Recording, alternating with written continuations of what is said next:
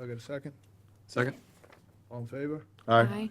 And Craig will not be with us tonight, so in the absence of the chair, I, as vice chair, to assume duties of the chair. Do I got a second?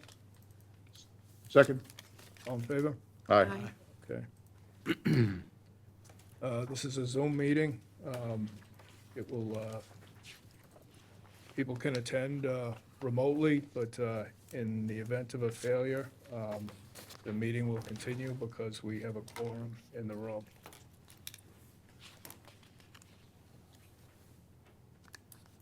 So Mike, did you want us to vote on the minutes from, Yes, I did not receive any edits, so the minutes for the September 17th public meeting should be approved as distributed.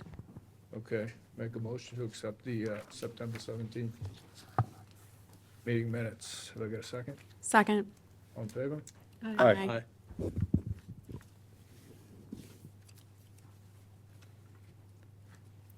And our first public hearing is 75 Constitution Ave. Oh, actually, I should mention, we have 3 continuances. We have 3148, 34 Marginal Street rear. That is continued until 11/5. I've already voted on that. And number 3131, Equitable Development LLC, 91 Old Colony Lane. That's already been continued to 11/5. And we've also got a continuance on the 278 Ocean Street. 278 Ocean Street, that's the jetty, and we'll have to vote on that in the end, but that'll be continued.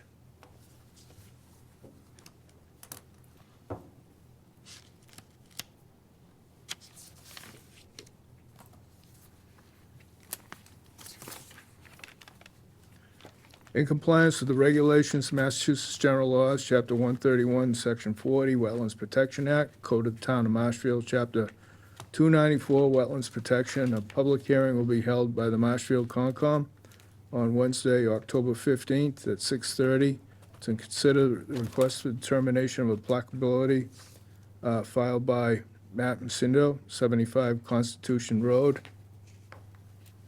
Marshfield determine whether the area depicted on the plan and maps referenced below is in an area subject to jurisdiction of Wetlands Protection Act, whether the activities, front and rear deck, stair removal, and replacement depicted on the plans is subject to the Wetlands Protection Act and its regulations, and whether the area or activities depicted on the plans are subject to the jurisdiction of any municipal wetlands ordinance or bylaws of the town of Marshfield at 75 Constitution Road, Marshfield, Mass.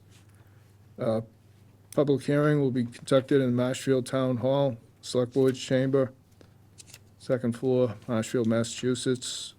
Commission also informs the public that this public hearing may be conducted remotely as a consequence of the current public health emergency.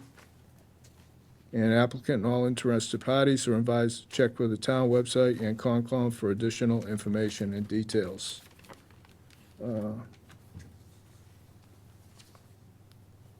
And the hearing officer is John, and that's it. Okay, thank you, Mr. O'Donnell. Mike, we're all set with taxes and butter notifications? Yes, all administrative requirements have been met. Okay, thank you.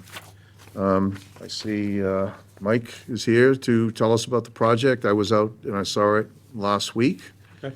on a rainy day, I think one of the rainy days, so they're all rainy days, but Good timing. it seems to be pretty straightforward. Why don't you have a picture of the work, Mike?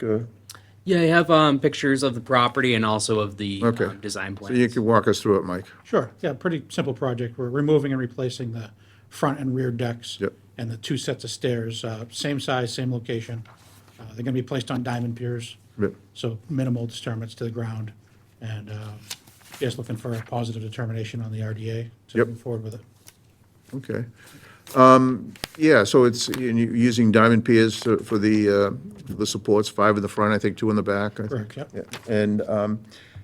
And So the landing, I just had a question on the landing. On the front steps, is there like a poured concrete landing that will remain to support the steps? So I'm not sure if I'm not sure if those steps are code compliant or not, so I may need to report that. But it's pretty small, it's just the width of that. Okay. To be compliant with the building department.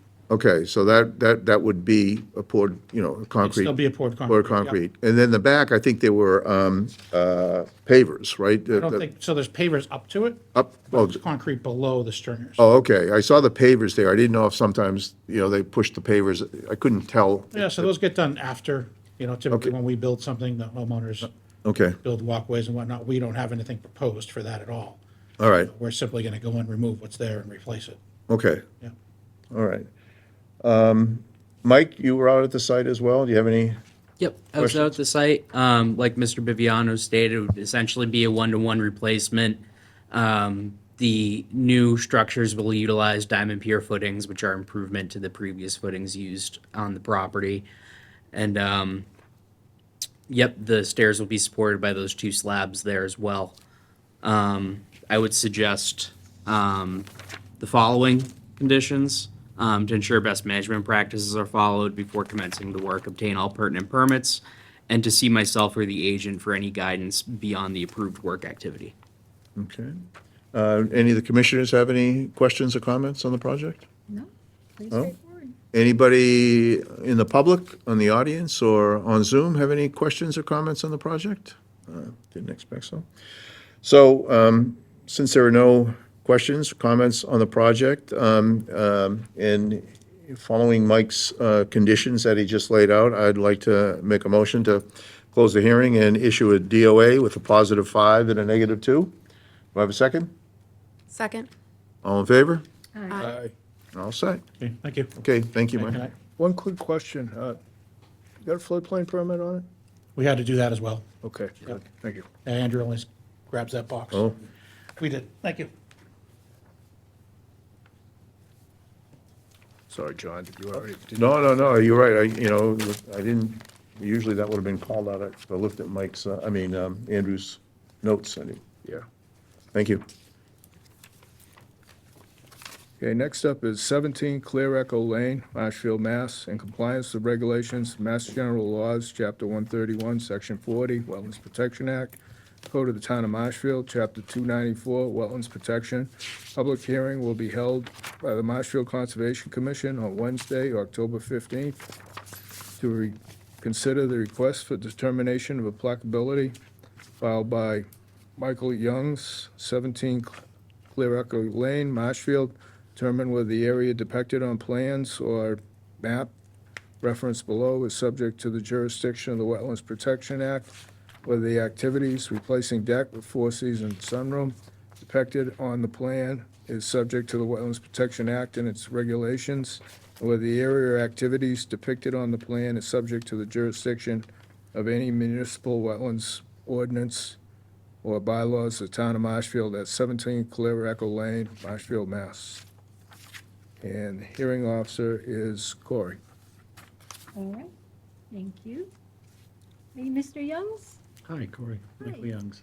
you want to just give us a description of the project? Yeah, good evening. My name is Michael Youngs. I'm here tonight just to discuss my application to build a 19-foot, 4-inch by 9-foot, 11-inch four-season sunroom where my existing deck is located.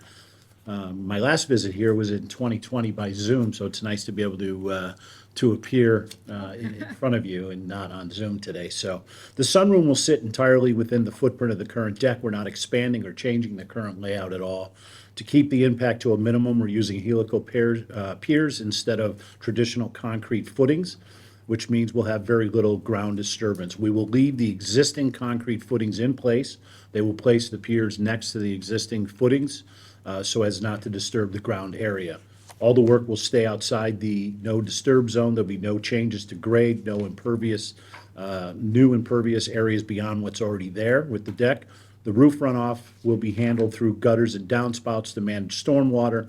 Optional sunroom downspout kit has been added by New England Sunrooms to assure that. Construction access will be from my driveway side, so there'll be no unnecessary disturbance to any of the property at all. Really, we've designed this project to enhance the home, give me a little extra square footage in that small home, which I bought as a foreclosure in 2016 and have completely redone that home. This really is something that we're looking to build without really just doing any disturbance, and that was the reason I had told Mike earlier.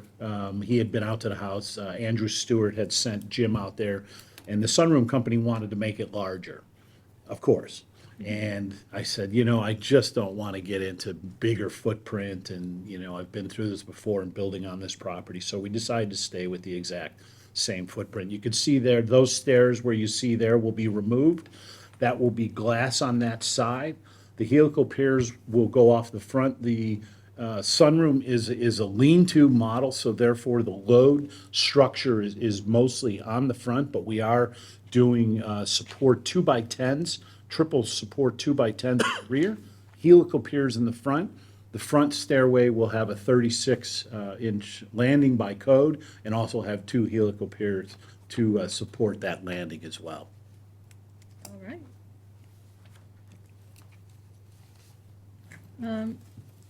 I don't see any issues with this project at all. Just one thing is the existing deck coming down? Or are you putting it, like plopping it right on top? Yeah, they gotta take all the stairs off because the stairs aren't to code, because there's gonna be a doorway in the front, there's no current 36-inch landing court to code. So Andrew said, just get rid of that and rebuild that. Basically, they'll take the Trex decking off to be able to get in there and do the new 2x10 supports, the new beams, and the helical piers will go from the front, then they'll reattach those to the existing deck. So it's really gonna be the same deck with a tremendous amount of support put on the deck. Unfortunately, all that Trex that you see in the railings I did a couple years ago is all gonna be torn down. But my wife does not seem to care about that. So we will reuse some of the Trex and some of the railings to build the new stairs that will go out towards the front. And that little patio that I built below those stairs, that will be useless as well from this point on.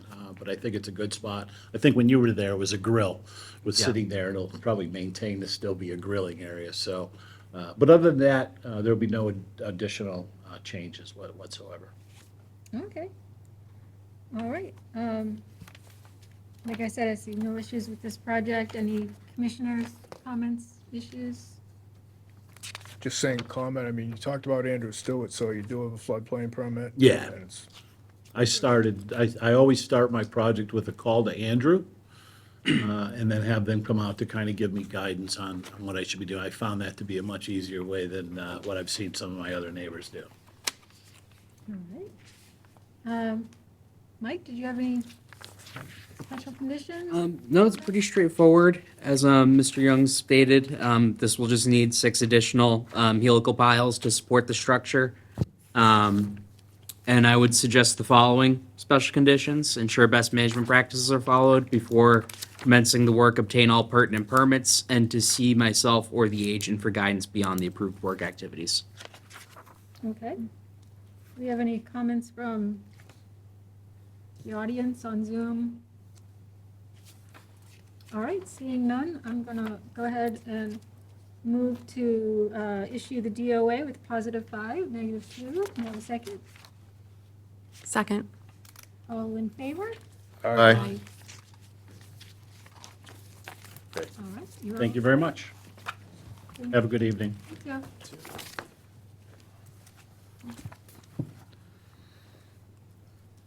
Next up is 204 Winslow Cemetery Road. In compliance with the regulations, Massachusetts General Laws, Chapter 131, Section 40, Wetlands Protection Act, and the Code of the Town of Marshfield, Chapter 294, Wetlands Protection. A public hearing will be held by the Marshfield Conservation Commission on Wednesday, October 15th, to consider a request for determination of applicability filed by Nolan Murray, 204 Winslow Cemetery Road, Marshfield, determine whether the area depicted on plans or maps referenced below is an area subject to jurisdiction of the Wetland Protection Act, and whether the activities, vegetation management depicted on the plan is subject to the Wetlands Protection Act and its regulations, and whether the area or activities depicted on the plans is subject to the jurisdiction of any municipal wetlands ordinance or bylaw of the town of Marshfield at 204 Winslow Cemetery Road. And the hearing officer will be Liz. Thanks, Bert. Mike, can you confirm that all administrative requirements have been met? Yes, all administrative requirements have been met. Thank you. All right, I think I see the applicant on Zoom. Yes, hi, I'm Cecilia. My husband Nolan and I submitted the RDA application, and we're requesting to clear brush in our backyard depicted here. Mostly for mosquito control, general yard maintenance. No trees will be removed for this work. It's just limited to clearing undergrowth and low brush. We haven't hired anyone to do the work yet, obviously because we needed to request the permit first, but we would anticipate using like a small bobcat of, a licensed operator to assist in safely and efficiently clearing the brush. And once cleared, we are proposing to just add loam and, essentially just have it be grass in the cleared area, so it's safe for kids to play. Are you proposing to remove any of the trees? No trees. Okay. Mike, did you have any comments? Yes, from what I could tell, historically, it appeared that this area was once part of their maintained lawn. The main species growing in the subject area are nuisance vines. I noticed some multifloral rose, grapevine, and a plethora of greenbrier. So a lot of the species within this area they're trying to clear are what the commission would typically consider invasive or opportunistic species. And all of the clearing would be done past the 25-foot setback. The home was built in the 60s, so no issues there. Any comments from any of the commissioners? Mike, it seems like that you just kind of answered the question I had, but you would categorize this area as pre-disturbed. Yeah, Okay. yeah. There are a number of trees in the area which they're not going to cut, but it does seem like this area in the not so distant past Has was been cleared. maintained lawn. Okay. Yeah. Any other comments from the commissioners? What's the square footage of the area that would be cleared? Do you know? We don't know the exact square footage, but we were hoping that we could have some guidance just in terms of, how far we could go, from you all today. Just based on the property line here in this image. Corey, it looks like that rear property line is 190 feet, so So that whole triangle, let's The maybe yellow would- 50 maybe. proposed Yeah. to be cleared? Yep.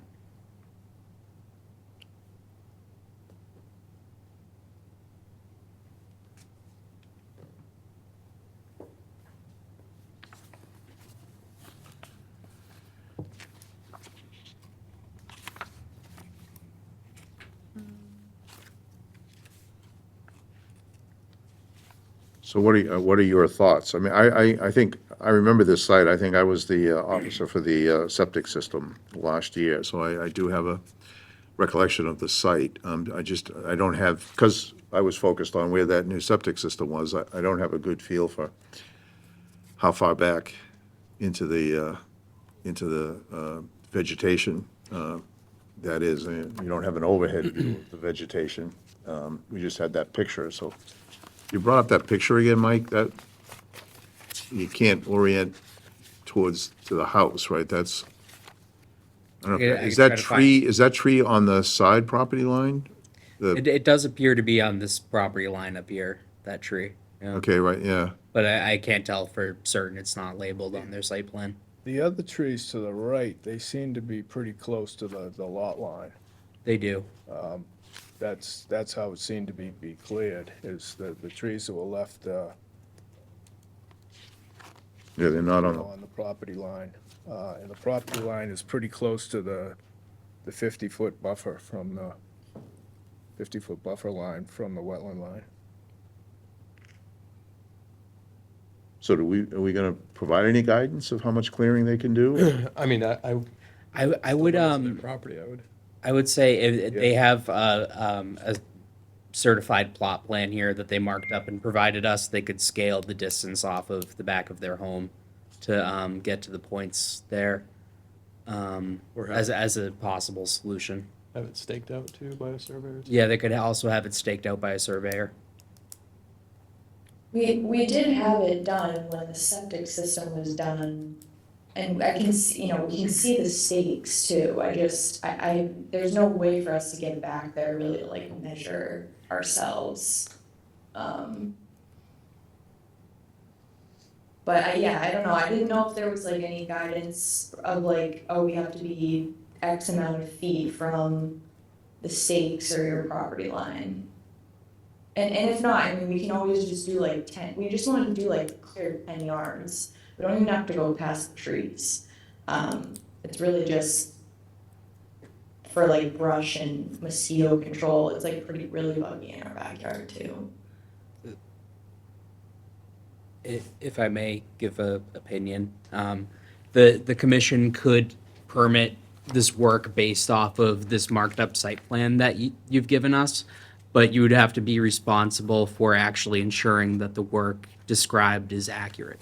Like, that the limit of work only is within this triangle as you're proposing to the commission. Okay.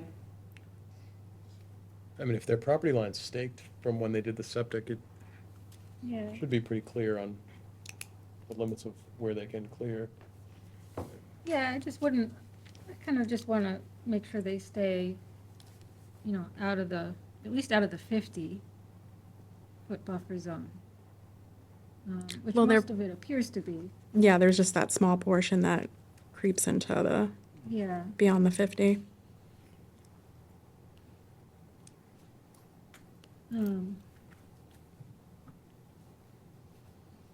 Yeah, I mean, it's mosquitoes and buggy probably because it's next to a wetland. And also there's endangered species habitat, so this is adjacent to the Audubon property. I guess to the north. It is. Okay. Mike, do you happen to know what species is there that's, I believe it would be eastern box turtle, but I'm speculating. I'm not certain. They actually won't tell you, will they? well, I don't know. I can try to look it up. It's priority habitat for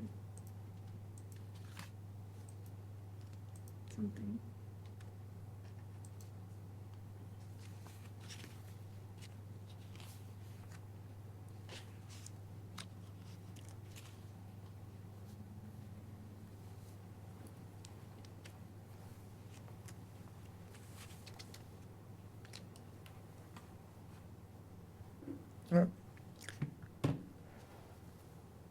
So what do you think? I mean, I think yeah, okay, yeah, just stay as far away from the 50s as you can, so I don't know if that, 10, 15 feet off of the back line, maybe? Well, the 50 seems to run right along their back property line, right? Yeah, it cuts in at this point here if you look on the Yeah. screen. I truthfully don't have too much of an issue with this. It appears that whole area is kind of pre-disturbed. As long as the work stays within, this portion that's proposed, I don't have any issue with If it. they're not taking any trees down, it's kind of just the undergrowth and the vines and stuff. Okay. That's my thought on it, but. Okay. Any public comment on this project? Anyone on Zoom? No. Any special conditions, Mike? Yeah, I would suggest the following special conditions. To ensure best management practices are followed, before commencing the work, obtain all pertinent permits, seek guidance from the administrator or agent on work beyond the approved work activities. Herbicides cannot be used under the scope of work, under a determination of applicability, that is. And also, no trees can be cut. Mike, would it be worth adding, maybe when they do have a contractor selected, they could have it maybe more defined of where they're gonna clear, and you could kind of go observe that before? Yeah, have like a pre-construction meeting with the contractor, essentially. I think that's a good idea. I Yeah, think that's fair. that makes sense.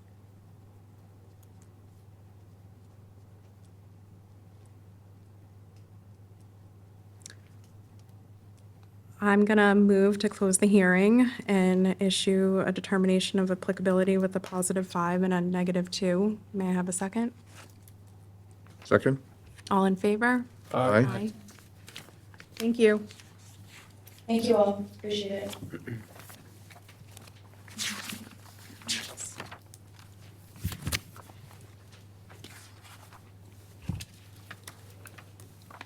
Next up is 22 Concord Street. In compliance with the regulation, Massachusetts General Laws, Chapter 131, Section 40, Wetlands Protection Act, and Code of the Town of Marshfield, Chapter 294, Wetlands Protection. Public hearing will be held by the Marshfield Conservation Commission on Wednesday, October 15th, to consider the notice of intent filed by Joe Whalen, 22 Concord Street Realty Trust, 45 Moore Street, Somerville, for the construction of an entry landing addition on sonotube footings at an existing single-family home within the Barrier Beach coastal dune and land subject to coastal storm flowage at 22 Concord Street, Marshfield. Good evening. The hearing officer is Liz. Thanks, Bart. Mike, have all the administrative requirements been met? Yes, all administrative requirements have been met. Go ahead. Rick Savant with Stenbeck and Taylor. As you can see on the screen, hopefully a pretty straightforward project. This is out at 22 Concord Street. It is located on the Barrier Beach and within land subject to coastal storm flowage. Essentially, what the homeowners are hoping to do is replace the existing landing and staircase that's in the front of the house. That's kind of a brick and concrete type structure. As you can see outlined there, it's that rounded shape. They want to get rid of that. It's kind of falling apart and need of repair and replace it with just kind of a flat, level landing, 12 by 5.6 foot wide landing area. And, just a step down to the west and to the east. It is proposed on 6-inch concrete sonotubes. There's 11 shown on the architectural sketch. 6-inch sonotubes that they're proposing.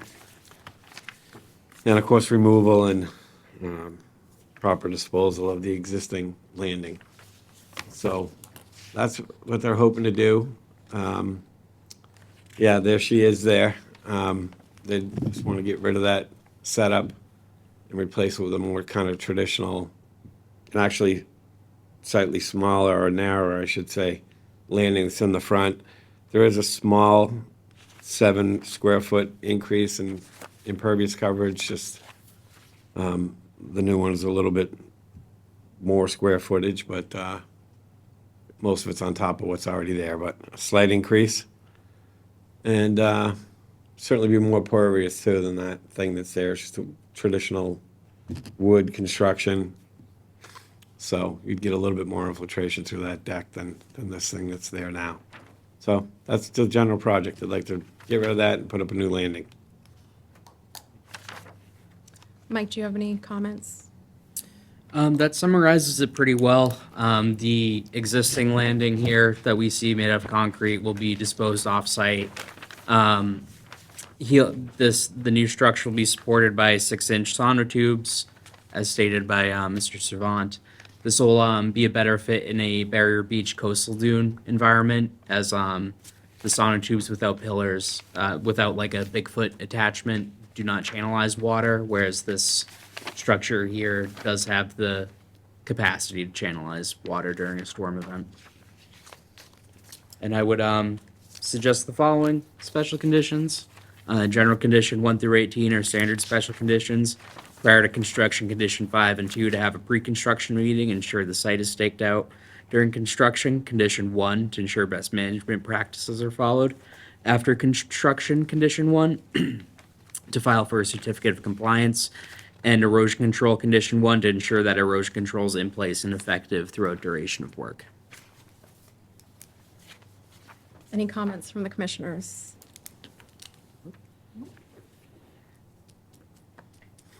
Will there be any type of skirting or anything?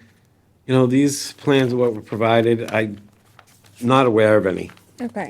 It is kind of close to the ground. You can see the sonotubes are, it does show removable fascia, at least on the front. So, but it's spaced out, as shown there. Well, it would only be on the front because the sides are steps. So it'd just be level. It's only a single step down, just like we have in the picture there. So I believe there is some skirting on the front as shown on the elevation drawing. Looks like a 6-inch wide kind of decorative removable fascia, as it's called. Okay. Yep. But it is gap, there's a pretty large gap between the ground and between each of the fascia boards. Okay, I'm okay with that. Any comments from the public? Okay. Hearing none, I'm going to move to close the hearing and issue an order of conditions. May I have a second? Second. All in favor? Aye. All Thank you. right, thanks very much.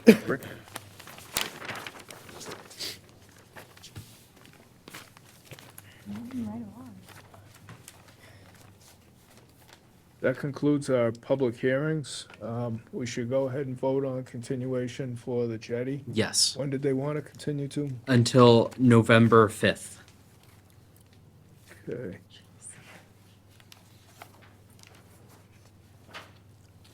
I'll make a motion to continue 2509 Vaughan, the jetty, 278 Ocean Street, until November 5th. Have I got a second?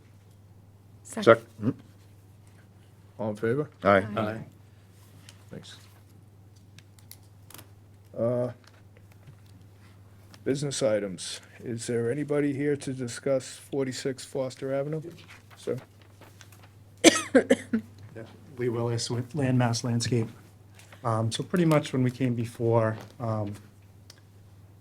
for the patio towards the seawall, it's all pre-existing concrete, and it is cracked, and upon further investigation, it has shifted a lot over time, and you guys wanted me to adhere or set in mortar the flagstone or the pavers.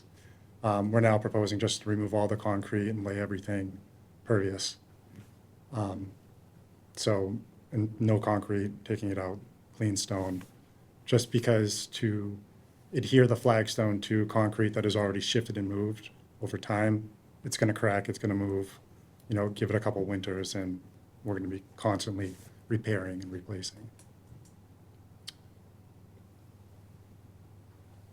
The commission could move to capture these changes on the as-built site plan, or they could move to require a amended order of conditions. I think it's pretty de minimis. Yeah. It's actually a step in, it's an Is there, improvement. is there any concern, like how thick is that concrete that abuts the seawall? Is it just like a 6-inch slab or I something? think the only spot I could measure was 5 inches. But it's not interconnected to the seawall. No. Shouldn't be. No, It it's shouldn't. floating. And that's the reason why, like. It's kind of The water floating. drains to the seawall, it's undermining whatever that subgrade is. So I don't believe there's rebar in the concrete pad, but it's cracked and it's leaning. And it's like, you can actually see where old fence posts were, it's hollow underneath. Yeah, I agree. So I make a motion that we consider 46 Foster Avenue, the change to pervious pavers be considered a de minimis activity and be captured in the as-built. Okay. I get a second? Second? All in favor? Aye. Aye. Okay, thank you. Thanks.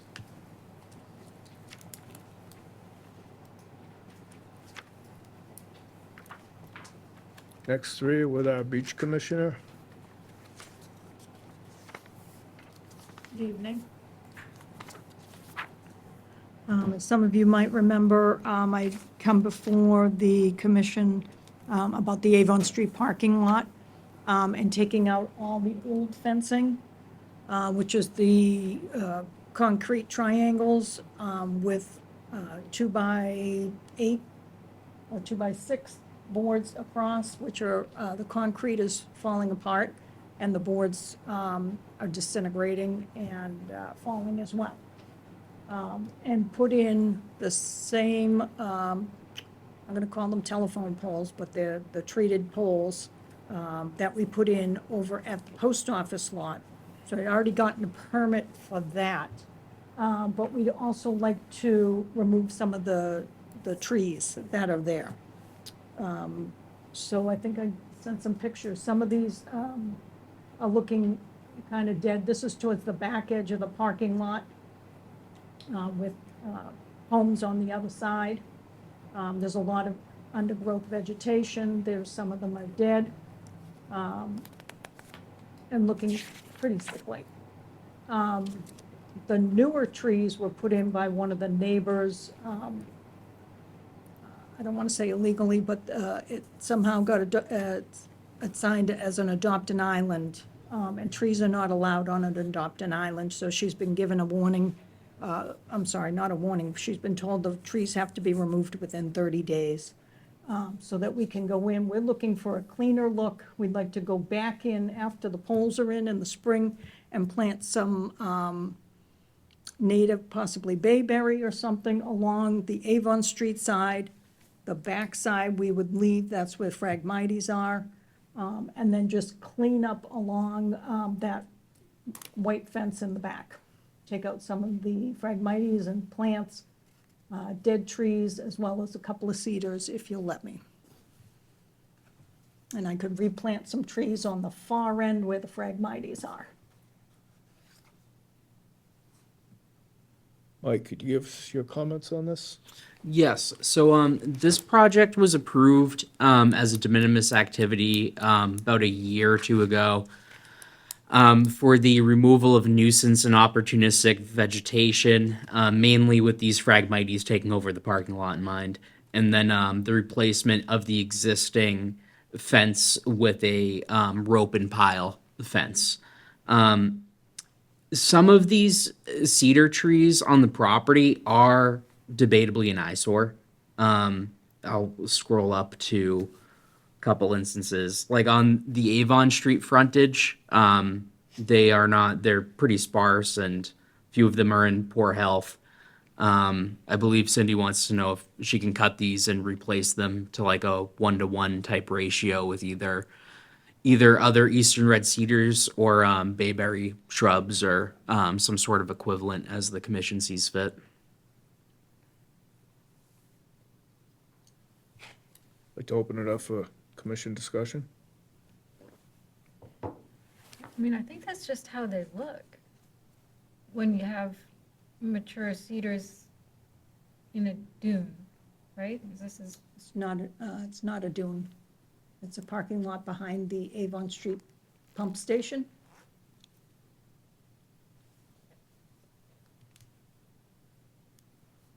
What's that area actually designated, Mike? Let me pull it up.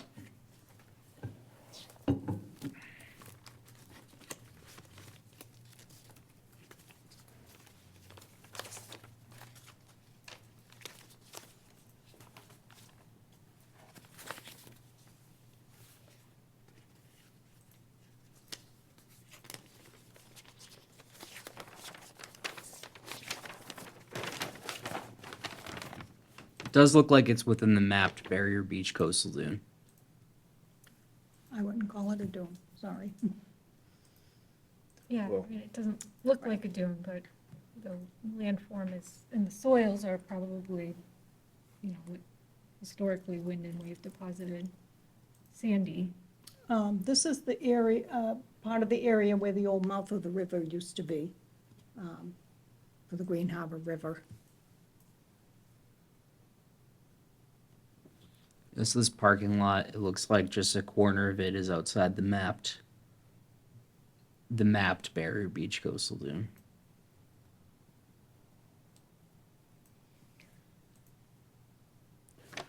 I mean, I think the dead ones you could probably remove and replace, but the mature ones, I don't think they're an eyesore. I think that's just The how- ones on the back side of the parking lot, they can stay. It's more on the ones on the Avon Street side. They're very sickly looking. Some of those that you're seeing are the ones that the neighbor had planted. And I think one of them was covered in vines. I'm not sure if I sent that one to you, Mike, but Maybe this one. no, it was on the Avon Street side. That's on the other side of the parking lot.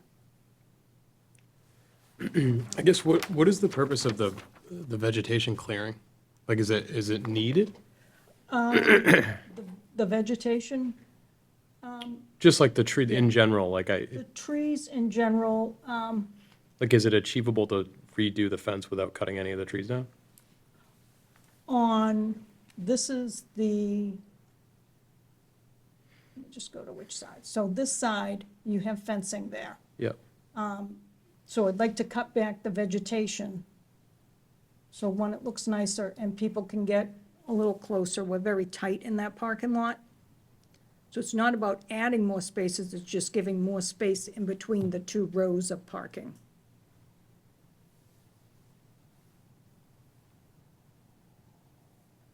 But something like that is clearly dead. Yeah. And we just like to clean up down around the bottom. That's goldenrod down there. This side, it's to make it look better. So when you pull into the street, people and the police have a hard time seeing into the parking lot because of the trees that the neighbor had planted. We're trying to give a cleaner look, so when anybody walking by, anybody driving by, if they see suspicious activity, they'll be able to see right into the parking lot. And just have a cleaner, streamlined look.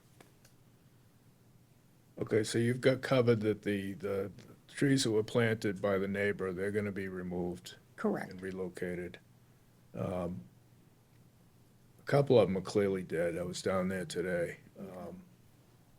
I guess the question is the other ones. Now, we are, as far as the goldenrod stuff, that was already covered last year, right, Mike? Yes, under invasive and opportunistic, that, the Phragmites, pretty much any other nuisance type species. Right.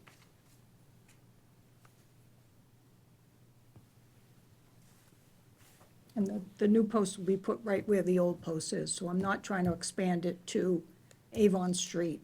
I'm just trying to have a nice, cleaner looking parking lot, because when you pull up to it, it's not very inviting.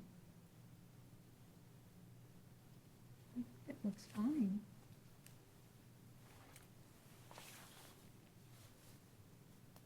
So that fence that's pictured there is the old fence, right? The Yes. fence that's coming down? Yeah, that's gonna be Correct, so- replaced with ropes and Yeah. piles, which, Right, so we're just taking down that will this certainly fencing look better. on Yeah. Avon Street and on the back side where the Phragmites are. We will take out the old posts and wooden fencing along the new white vinyl fences, but we will not be putting a new fence up there. It will just be an L-shaped. And you'll be able to clear the invasives on the ground. Correct. But, so the question is the cedars.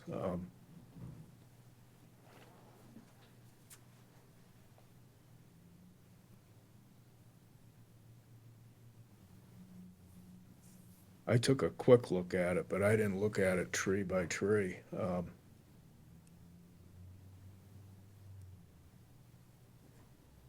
So, I mean, so they use the word some, cut some eastern red cedars. Do you know how many you want to take down? And, because then we get into a possibility of a one-by-one replacement. So are we talking 3, 4, 10? I would say at the most would be 5. Okay.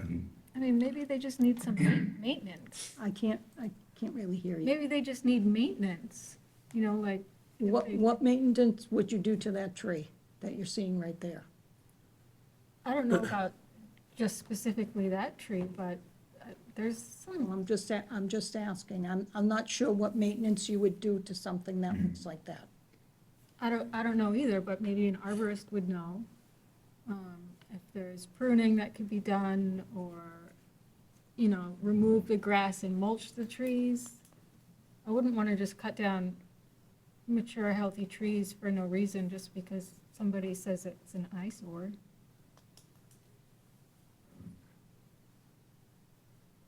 Well, I'm just here to ask. If you say no, then that's fine.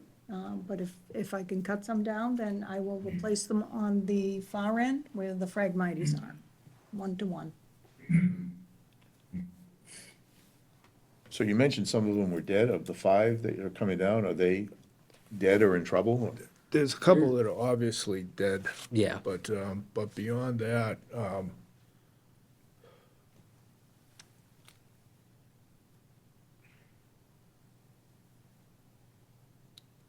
I'm fine taking down any of the dead ones. yeah, absolutely, Yeah, I am. I think we're all, I just went on Google Maps. It drove down this summer, so it was a pretty recent image of it. It looks like there's 2 on the far end of the parking lot that are pretty dead. But there's 2 or 3 closer to the entrance that look mature and healthy. Some of those could be the ones the person planted from across the street. Oh, Well, they're pretty small. No, well, Yeah, they're pretty small. no, yeah, they were cedars. These are like the ones that were planted by the. Oh, yeah, Yeah, no, that's I right. wasn't This is an talking about. established one. I'd recommend leaving those too, truthfully. even what to? I was saying that the trees that I guess were improperly planted. Yeah, apparently the police want to keep a view of the parking lot.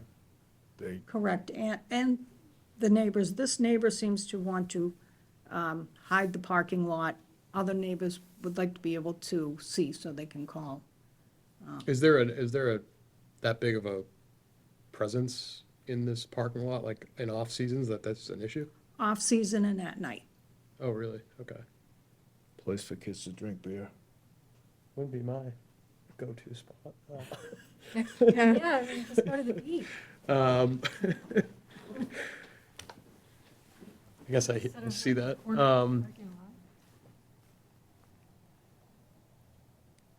I don't think it obstructs the view. It's just like a stick. If you'd like to wait and go down and look at it again. Either that or get an opinion from an arborist about what trees are. what the actual condition is, if they're healthy trees or not. Yeah, I mean, they. I mean, just cutting trees down just for aesthetic purposes, it's not something that we would permit. Yeah, I mean, I've seen trees that, obviously, like with the grass growing up right against it, it's mowed, it's probably, getting runoff from the road. If you just mulch the tree and maybe give it a chance, and maybe it'll be a little bit healthier over time. Okay. Yeah, I think by not planting more trees, I don't think the few mature trees that are there, I don't think they're gonna block it that much.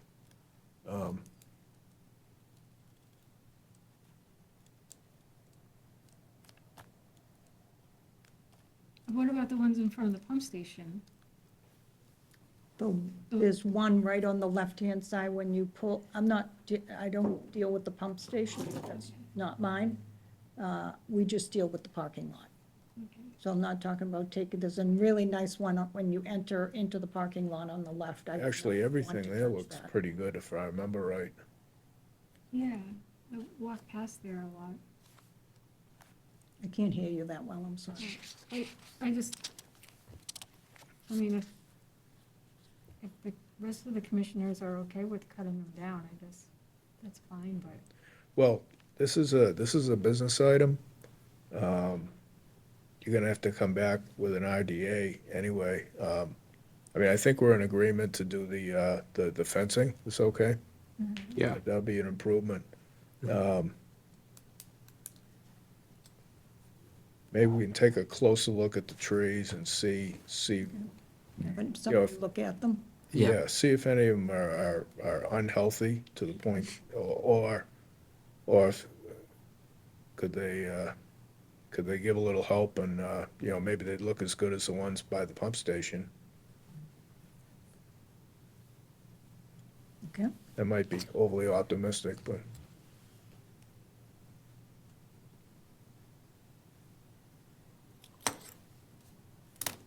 okay. do you need any Can do further that. guidance on this one, Cindy? Nope, I can do that. Okay. And then come back for an RDA. Yeah, I mean, I threw that out there. The commissioners, any feelings on this?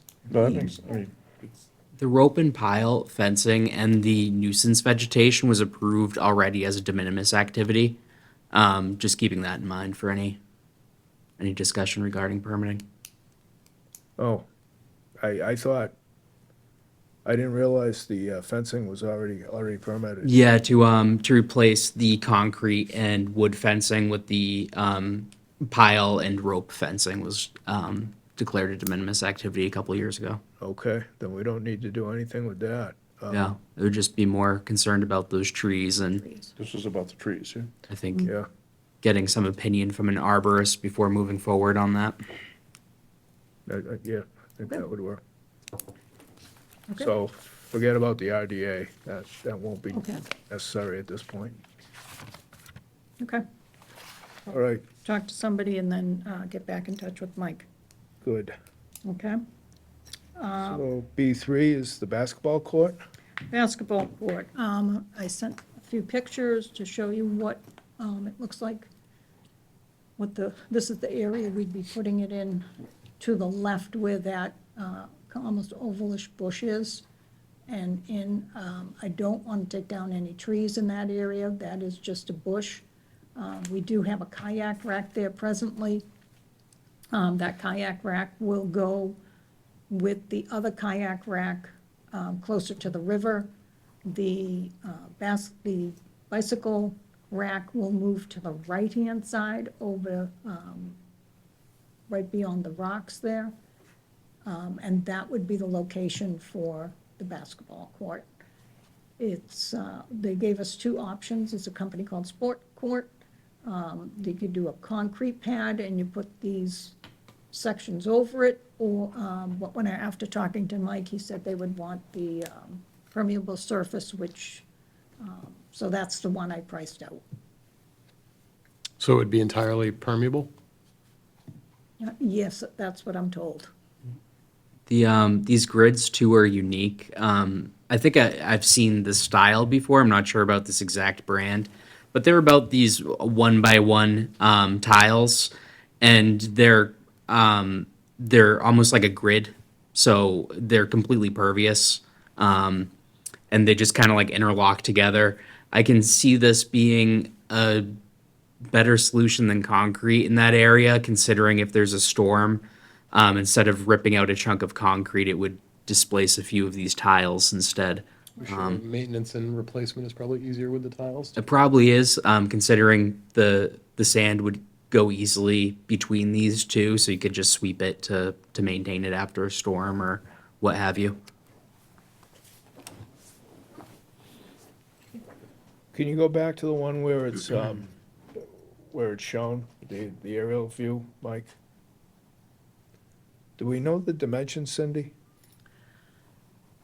He has not sent me all the information on it, but it would be, I believe, about 50 by about 60 feet. So it's really only a half court. It's not a full court, which we didn't have a full court to begin with. But it's gonna be two baskets. 2 baskets, yes.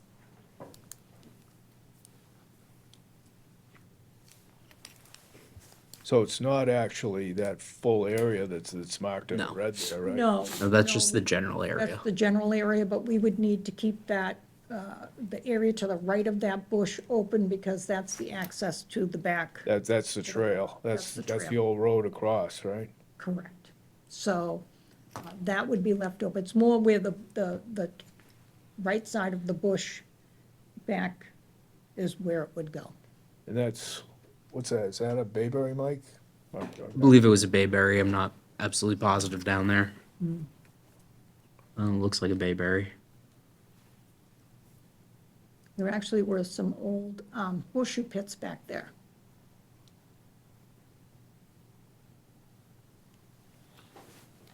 I think any activity in a barrier beach coastal dune would likely need a notice of intent filing. Obviously, the fees would be waived with the town project, but just comparing permitting history to this project.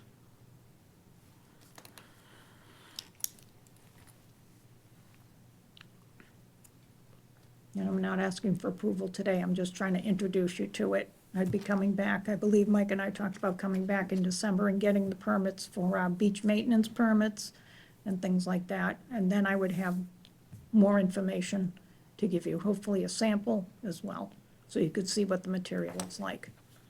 The last time we tried to do anything with the parking lot,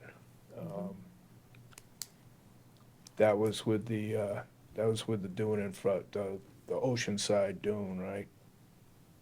That's when, When we had, this is some years ago now, but you must remember, we tried to push back a little we bit. tried to, try to see if the town would allow us to add 200 spots. We weren't trying to go towards the water, the beach. We were trying to go towards the back. And then when the state came in, they considered the whole thing a coastal dune barrier beach. It would not allow us to increase the size of the parking lot. The only thing we could do is take the first couple of rows out closest to the beach and recap them towards the back. That would be it. And was that done? No, Okay. no, it's an expensive project, and if you're not increasing, what is the point of doing it? Our goal was to try to increase the parking.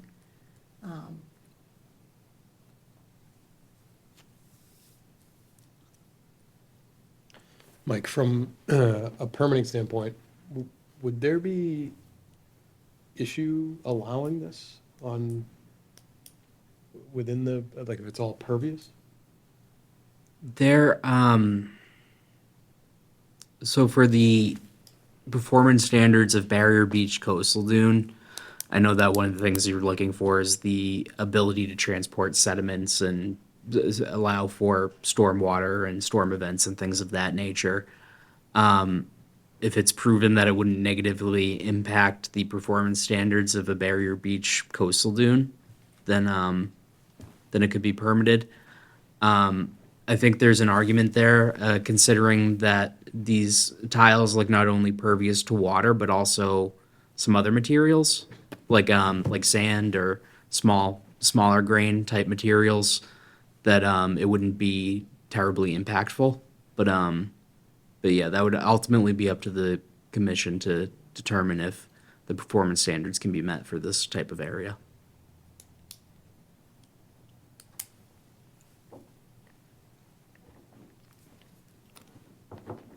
Other comments from other commissions? I mean, it's one of the few areas in town where we actually have mature dune vegetation. And I know, I would be trying to go the opposite way and trying to restore as much vegetation as possible, not remove it for more basketball court. But that's just my opinion. Yeah. We've done a lot of beach grass planting here, as well as transplanting plants in this area, the whole 40 acres of property that the town owns. So we certainly would continue to do that. Yeah, Mike, was Bert, you might be able to chime in here. The parking lot has been there for, Since the 50s, I 50s. believe, right, Cindy? Correct. The town bought the property in 1952. And, you know, years ago, there would have been a desire to extend it, you know, towards Hummerock, but, you know, that's clearly not, Correct. not feasible. not gonna happen. Yeah. And in the 70s, everything to the rear of the parking lot, about where the red starts, and heading towards Hummerock till you get to that bend in the river, was all a secondary parking lot. There was no trees there. Oh, wow.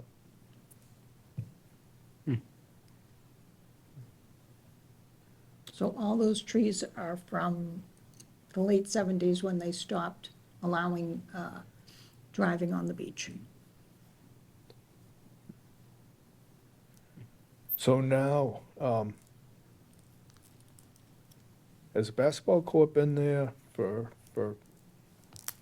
20 years, 30 years? I'm going to say about 30 years. And what's it currently consist of? It's Just two asphalt. hoops, one got knocked down, right? But is it dirt or is it asphalt? No, No, it's part of the parking It's lot. within the parking It's within the lot. park? Yeah. So, How much use does it get? I'm sorry, but it just seems to, well, good question. Yeah, the utility of There's this. somebody there, I would say 5 out of 7 days a week during the summer. So whether it's kids from the neighborhoods, adults from the neighborhood, or people, kids coming to the beach, or adults even, and coming and bring a basketball and playing. Do any of the camps use it that are run through the beach? No, No. no.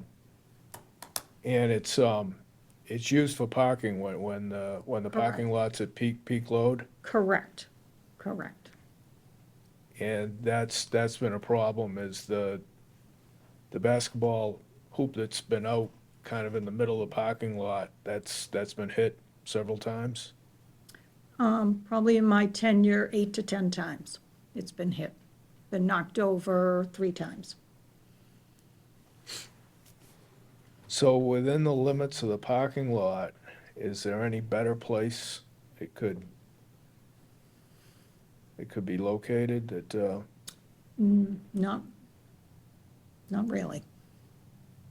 Really needs to be out of the parking lot. It's becoming more of a safety issue, that's what I was thinking. I mean, yeah, it's just really.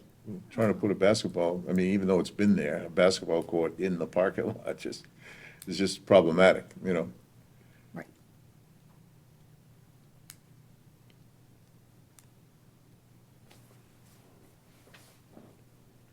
I don't know if it's worth the investment.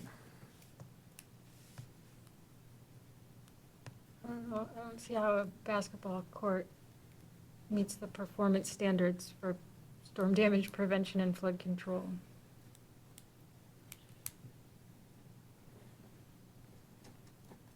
Okay.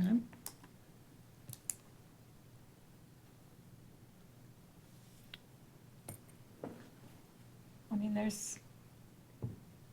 I get that there's, it has a dual function of, having a little basketball court. Maybe it needs to be restriped, with reflective tape, so. We had reflective tape on the poles. The problem is, people are not paying attention, they're on their phones, and they're speeding through the parking lot. That is the issue. So we have kids playing basketball, whether it's a really busy day or not, and the basketballs are bouncing off of cars. So Maybe that becomes a that's- liability to the town. Maybe there's just no room for a basketball court. Say that again? Maybe there's just no room for both, parking lot Right, and basketball. right.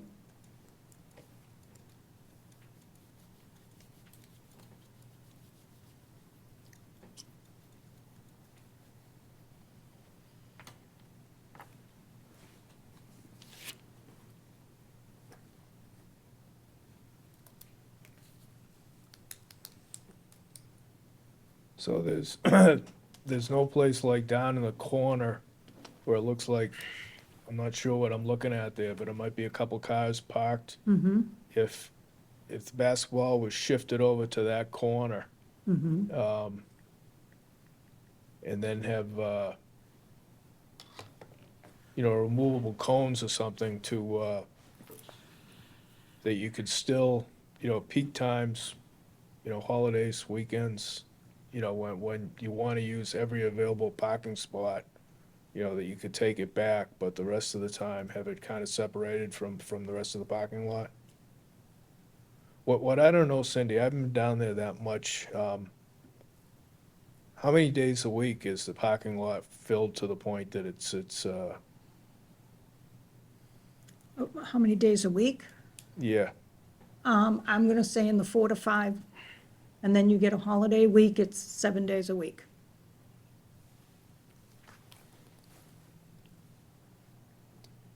so really basketball, is that like off-season? Is that when? No, during the summer, kids will come down early in the morning or later in the afternoon from the neighborhood.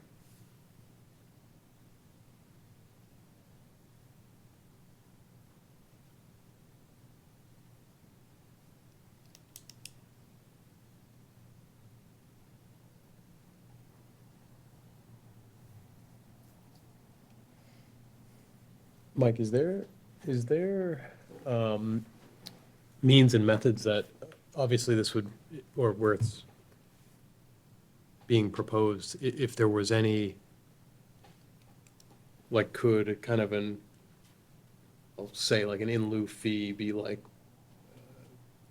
categorized for the square footage that would be proposed to have dune kind of replication or replacement or enhancement elsewhere? Is that like allowed under Wetland Protection Act? I know it is for buffer zone to wetlands. I'm unsure off the top of my head about replication in a barrier beach coastal dune environment. I imagine that it would be more. Because I see that area where you're proposing it's besides that one bush, it's a pretty It is degraded area. pretty barren. Yeah, It's it's that not one like bush. you'd be ripping out dune grass or anything like that. It's pretty much just compacted sand and, You can see it's heavily trafficked year round. This photo was from the other week. Yeah. You can see people use this area. I guess All day that would long. be, if there were to be a filing, that would be kind of the argument that it's a severely degraded dune area. That's specific. I think that's the only argument Yeah. that holds any water. And potentially that, Unintended. potentially that enhancement elsewhere or surrounding it could better the area. I mean, it would have to be a strong thing for us to approve, I think, but a strong application, but I think that's the only way we'd be able to approve something like that. Unfortunately. Okay. Doesn't hurt to ask. No, and I'd be curious if there was any other town around that had allowed something like this. Once we have the proposed dimensions and kind of a more proposed estimate, we can always meet with CZM and get guidance on this project and see if it's something permittable, see if this in partnership with a dune nourishment planting, like planting some beach grass or something like that would be a good project. I think that's worth the time, definitely.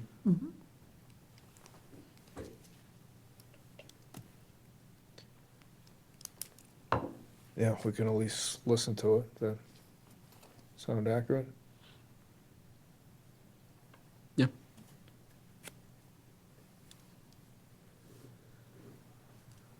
Anything further we can tell you on that one, Cindy? On the basketball court? No. Okay.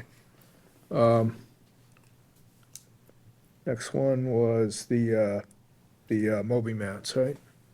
Right. So we have some issues using the rolled-up Moby mats, getting them because of the angle of the dune coming into the parking lot. So this year, I had used some hard plastic mats made by the same company. one had washed up on another beach, and I used that, another one I had found somewhere else, and I used that to get a transition from the parking lot onto the rolled pathway. And then we had a couple other plastic mats that we used on the third path. They worked really well. We didn't have the issues that we have with the roll-up mats where once a week you've got to pull the mat up and move the sand that's been traveling down the mat. Our next issue was Porter Street. Because the mats are 50 feet, the bottom of the mat keeps getting washed out. So we did not put a mat on Porter Street. We were gonna go to CPC this year and ask for a shorter mat, but with the success of the plastic mats, Porter Street, as you might know, is all cobble, the whole pathway. So for me to put a roll-up mat on that, I either have to remove that cobble, put it to the sides, or completely cover it with 6 to 8 inches of sand in order to put the Moby mat on. If not, that constant wear ruins the back of the mat. So I'd like to, I did go to CPC and asked for money for the mats for there, and we'd use those same plastic sections at the end of the roll-down mats at Beach Street. And when the roll-down mat comes, the plastic would go, almost make like a T shape. And so people in wheelchairs or just want to stand there would be able to stand on those plastic sections, whether it be to the left or the right side of the mat.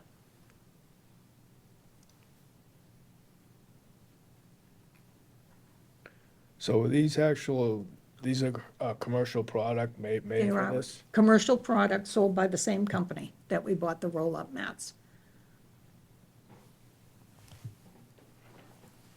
And they're 4 by 6 foot sections. And they're gonna go away in the winter, the same as the Moby mats? Same as the Moby mats, yep. They don't require the extensive grading that the Moby mats do, correct? Correct. Okay. How are they like secured? The Moby mats have like stakes, right? Correct, these do too, so Oh, they've okay. got holes in them, and you just put single stake pins in them.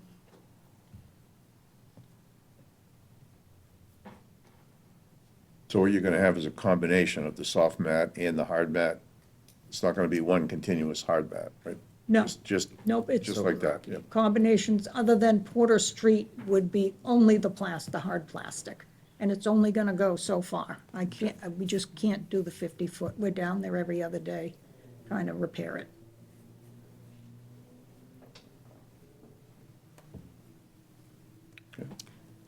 I mean, this is an access thing, I think, if we can, in the limited places, this is necessary. Yeah. And it provides accessibility Yeah. to people otherwise. Porter is the access I use. It would be nice to have something there. Yep. Yes, it would be. We got a lot of complaints this year. Yeah, my grandparents were here over the weekend. It was difficult getting down. Yeah. Do we have a general consensus on this then? Well, I'm okay with that. This would be fine. Don't have any Okay. issues against it. Move forward on one thing at least. Yeah. I'm fine. What did we do as far as permitting on the Moby mats? Was that just de minimis activity? I Believe so. Believe so. Yeah. Okay, so this could be the same?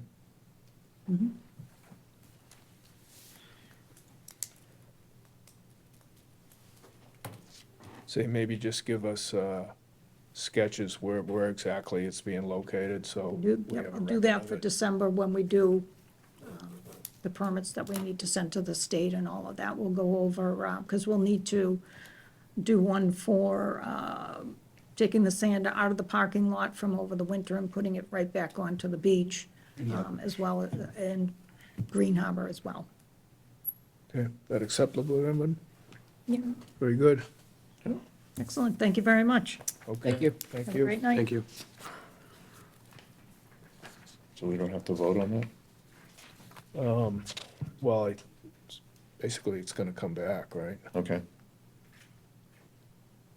Yeah, it will come back when she comes to refile for the December. You could, as a formality, vote to the usage of the hard access mats over rocky terrain as a de minimis activity. Yeah, let's just wait until we get it, Okay. get it delineated as far as what it is and where it is. Absolutely.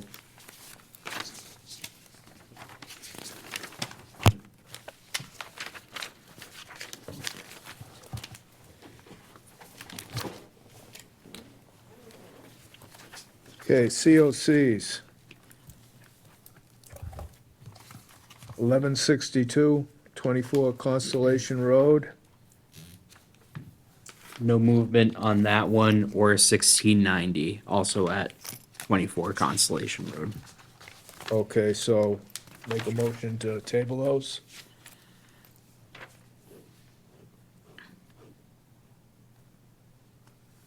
Table 1162 and 1690. Is that correct, Mike? Yes. Do I get a second? Second? All in favor? Aye.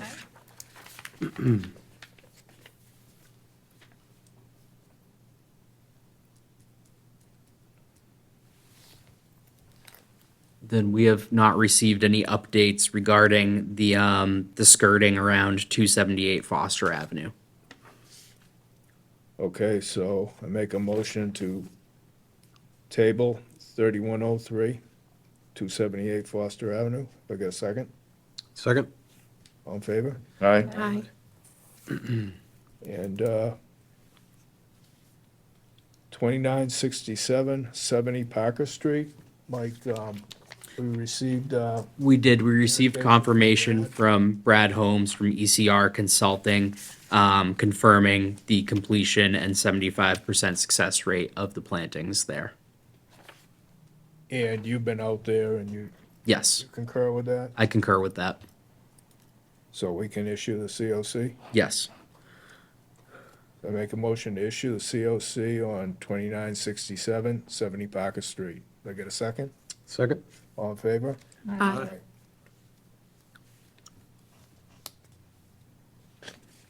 And 2938, can you explain that one, Mike? There was a small increase in impervious area at the site. As you can see, this is the as-built site plan. Note the concrete patio in the back. This was the original proposed and the original layout. So they built out this, it used to be almost like a walkway connecting the deck to the patio. They essentially expanded the patio. The expansion was by about 56 square feet. That's from what I measured scaling out the addition there.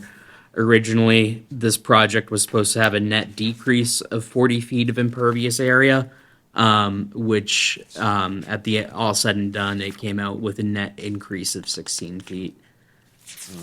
Other than that, all the additions and everything was done according to the site plan. There was also a small or a stone parking area next to the addition that was installed as well that is entirely pervious.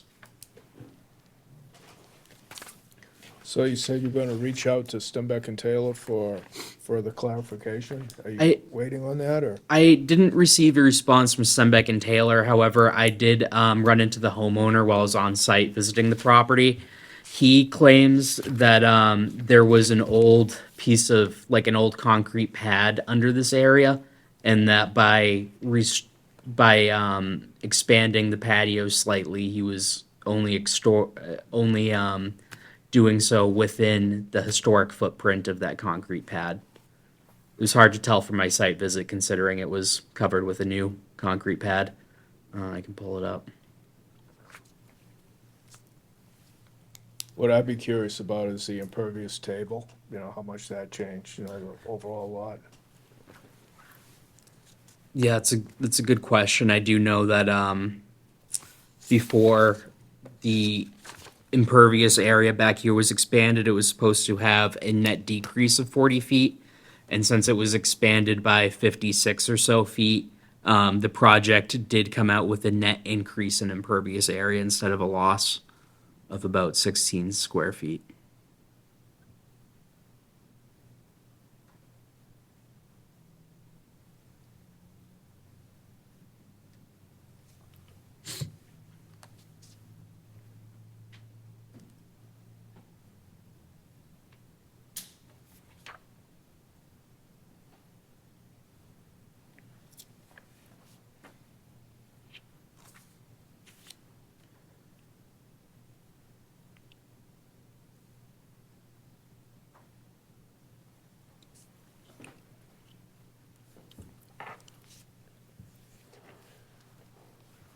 Like, I'd like to see what the table is, to know what the total is. I mean. Yeah, I was just thinking about the same thing. Like, 56 square feet is pretty negligible, but I'm Yeah. not sure So what was the overall, Yeah, Let me see if I have that in Percentage. our Google Drive ready to go for you. if it's a minuscule percentage, then what are you gonna Yeah, have, rip I it up? concur.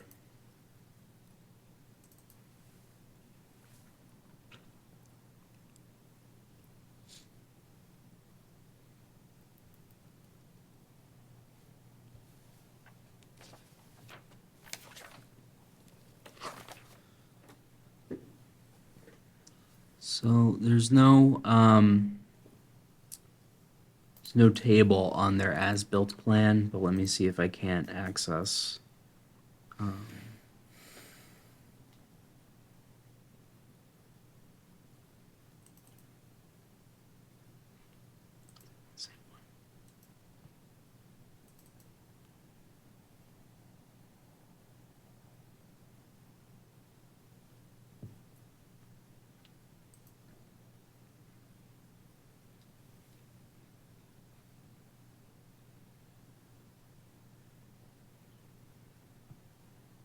Unfortunately, I don't have that information available at this moment.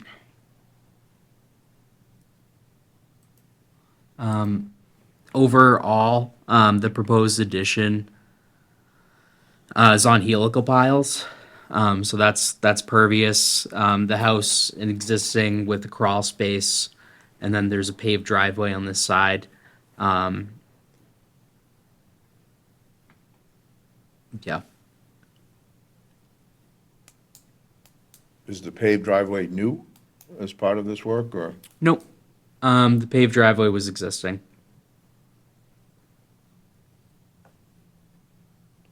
do I see two paved drives there? Is there one? Yeah, there's a small portion here that I don't believe was ever paved actually. Let me reference my site notes. Yeah, so instead of pavement, they used gravel for that area. Okay, and on their plan, it had been paved? On their plan, it had been paved, so that is a So- decrease right there. Okay. Yeah, I would say then if it's captured in the as-built, I think we're good. It's probably a net decrease in Yeah. terms. I think Yeah, that's I mean, fair. Yeah, Definitely. we can assume that the numbers moved in the right direction without the numbers, or we could ask for the numbers. I think just looking at it, it's, Assume, yeah, Yeah. I agree. We're talking about 56 square feet, Yeah. 7 by 8, that's, Yeah. okay. everybody good with that? Yep. Yeah, make a motion to issue the COC on 2938 19 Wilson Road. Do I get a second? Second, All in favor? Aye. Aye. And the last one, I believe, Mike, is 1527, 55 Maycombers Ridge, Yes, that is correct. and that needs more work. Yes, I spoke with the homeowner today. I actually see him on as well, Mr. Lyons. But this mechanical unit here, according to our orders of condition, it had to be located at or above first floor elevation. Clearly, it is not.